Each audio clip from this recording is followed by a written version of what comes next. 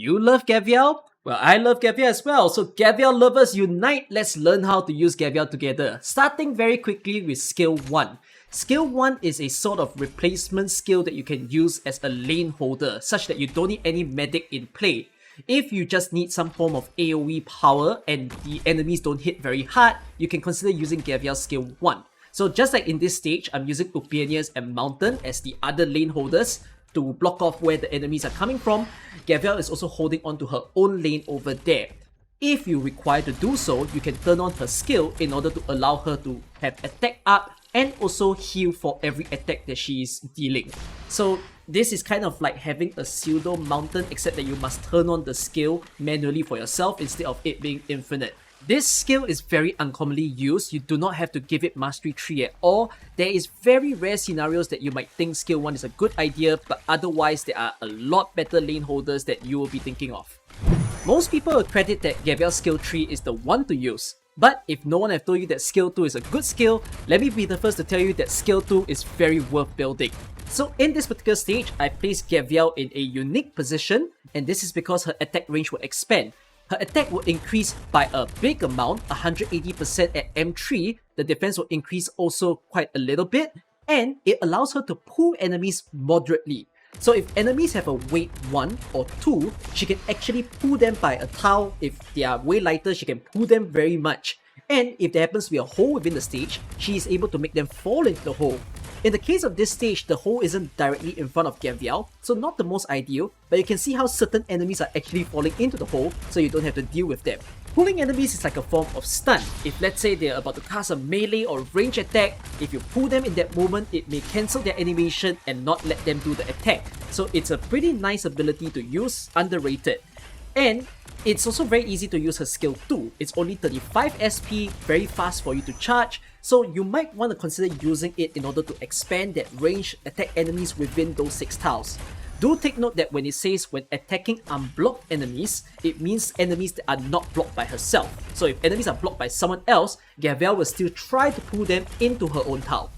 Back when Gavial first released, she'll be often compared to Blaze, and people will be thinking that Blaze has a nice lane holder ability while Gavial is using on the skill tree, but Gavial's skill 2 actually plays quite similarly to Blaze, so it allows her range to expand, which means that she can attack across lanes. In the way that I position her in this stage, you can see that I'm facing her downwards. With skill turned on, she's actually trying to attack those enemies. Unfortunately, those enemies cannot be pulled into a tile. So all that happens is they're just stuck on the wall, unable to attack Saria in this case, and just taking damage from Gavial, which is really nice. Also, the skill lasts quite long, it's 40 seconds. And again, with the easy charge time of just 35 SP, you can use it quite a few times in any stage that you enter.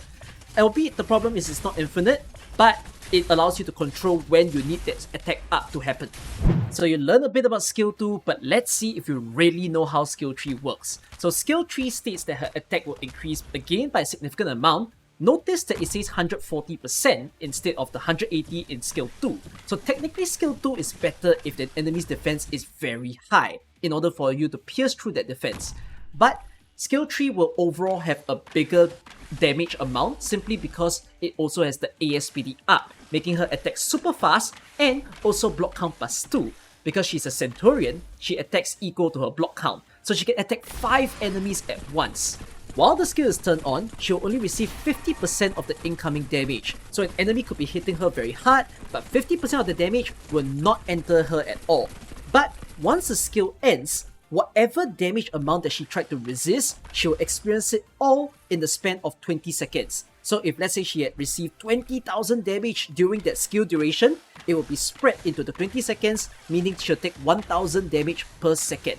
If you made Gavial resist really high hitting enemies, there's a chance that during the HP loss period, it will end up killing her because she has to take in so much damage at a time. So you do want to pair Gavial with a good medic, like for example Warframe, where she's able to heal her allies in terms of the amount of max HP that they have. Or you can just pair her with really fast healing ones like Silence as well. A common mistake one can make is to make Gavial tank 5 elite enemies at a time. If all of them are hard hitting and they do it at the same time, no matter the resistance that she has, she can still die towards them. Ideally, what you try to do is to make her maybe tank a singular boss, maybe just 2 elite enemies, and use the extra block count in order to kill all the other smaller blocks coming in those that don't deal that much damage. That way she's playing the Centurion role of adding some damage onto these bigger guys while also instantly killing these smaller mobs. I got one more stage to show to you guys, and this is showing the synergy of Gavial and Yu. Both of them have a similarity where they can increase their block count to 5, which is good at blocking 4 block required enemies, or if you have a large swarm of enemies, you can increase either of their skills to block more of them and also do a big AoE firepower. In the case of this stage, when I think it's necessary, I'll turn on Gavial's skill so that she do all the AoE power, then if not, I'll be doing Yu's skill, teleport them all in. This way, Gavial is also adding more damage onto Yu's tile. You can see that I didn't face her forward, but instead I face her backwards so that if any enemies were to leak past her, she can still attack them from the back. At the back end of this stage, there are a lot more elite enemies coming in, so I turn on Gavial's skill in order to soak up all that damage. Once she's able to kill the enemies that she's currently blocking, she'll provide more supportive power by killing the enemies currently blocked by Yu or Saria. So, which skill of Gavial should you build? As you have seen, both skill 2 and 3 are fantastic for you to use. Both just at 35 SP, skill 2 has a long uptime of 40 seconds and skill 3 has 25 seconds. Skill 3 is definitely more unique because not many units can increase their block count to 5, and it's a more survivalist skill as well. If you're missing such a role within your team, you definitely want to consider building skill 3. But skill 2 is not to be looked down upon simply because it has a higher attack peak, right? 180% compared to 140%, there's more defensiveness, and there's a bigger range as well. Skill 3 could be a problem with how limited it is. It still keeps that short Centurion plus 1 tile range, whereas skill 2 lets you even go across to another lane. And that pulling, again, as mentioned, is good to either pull enemies into a hole or just to stun them, right? Cancel their attack animation. So if you want that sort of AoE firepower, then skill 2 is also another good one to build. I'll let you be the judge of which skill you think you should M3 first, but definitely M6 worthy for you to build both of the skills eventually. Don't have to consider skill 1, you have a lot more characters that you would prefer playing such a role. When it comes to which module to build, both X and Y are great. X allows you to increase her attack to 110% when she's attacking block enemies, which is something that she'll most often be doing. Whereas for mod Y, it will actually reduce the amount of physical damage taken, which is a very good pairing if you consider skill 3, right? You want to resist all that damage that she's taking, but it only applies when she's above 50% HP, so still need that medic management in play. If you were to give higher mod levels to mod X, what it does is it increases her attack and defense by a bigger amount, and if she's blocking more enemies, then it will increase even further. It's not just good on skill 3, it's actually both for skill 2 and 3, because 2 will pull the enemies into a tile, which means that she'll naturally get the attack up as well. Whereas for mod Y, when you give it mod level 3, it will increase the amount of healing received by her allies or herself, and it will increase even more when she's under half HP.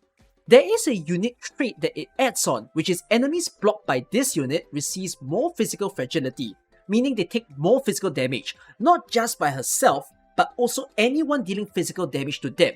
It turns Gavial into kind of a pseudo buffer, so if you have a very physical concentrated team, it is a really nice thing to have. And by increasing the amount of healing received, so this is like healing effectiveness improved, it also helps her to heal better when she ends her skill 3 or during the skill 3 when you're resisting it, or it helps her to tolerate even harder hits. Combined with the increased healing effectiveness, especially when using skill 3, mod Y does seem like the preferred mod, at least for me, since it allows your team to get buff, where skill 2 feels more like a soloist kind of thing, where you're just trying to amplify only Gavial's damage. I don't think both mods have a better one per se, it really depends on your playstyle together with Gavial. I would choose mod Y over X if I gave mod level 3, but to me, I'm currently satisfied with just level 1 on both of them. So again, also you see what you want to use Gavial for. That's that you have to understand for Gavial. I hope this was a great operator showcase and we've got a lot more. So if you'd like to see those operator showcases, we have the playlist over here for you to click on. Or maybe you want to watch this video. Go ahead.